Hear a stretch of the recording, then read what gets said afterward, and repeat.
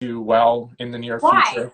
That makes me feel good. I have a smaller building. Yeah, I mean, I just think, Because there's no doorman, yeah, it's there's not no doorman, there's less people maybe on the elevator, there's less people, as much as we love to talk to people, there's less people to interact with. So I think, as great as, I think the least interaction, I think in the beginning, people are going to be more comfortable. So I've definitely been hearing that at all levels. But yeah, I think the neighborhood thing is interesting to me just because, I walk all over the city and I love walking. That's kind of how I learned New York City.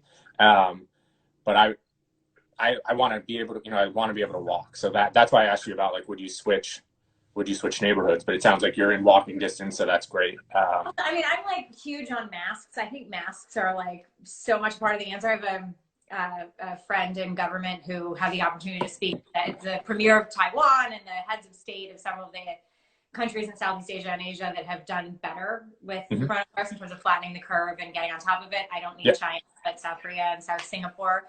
And they all credit it to masks, yeah, right? People are back and it's like the mask is a big thing. And like, I just think that's another thing is we're going to get very used to just everybody's wearing masks all the time. And like, that's okay. Like that's actually a good development. I mean, I think it's going to become like taking your shoes off at the airport post 9/11. We all just became, it seemed strange in the beginning, and now it's just when they don't ask me to do it, I'm like, wait, they didn't make me take my shoes off.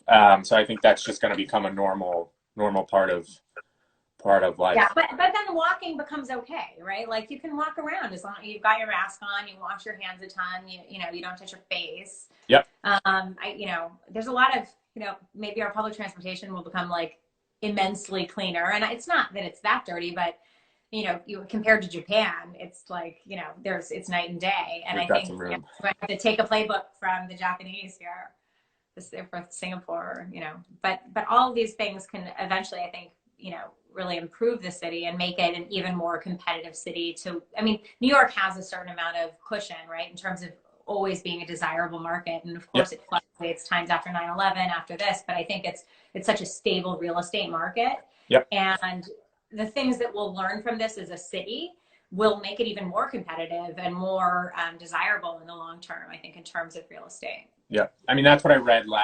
What's I can't even keep track of the days, but Friday, I think earlier in the week, someone was saying, those people who are competitive and want to strive, they're going to go back and make that city better than it was, which was amazing. So I Well, it's think so the funny. excitement. Lauren has this comment, New York City.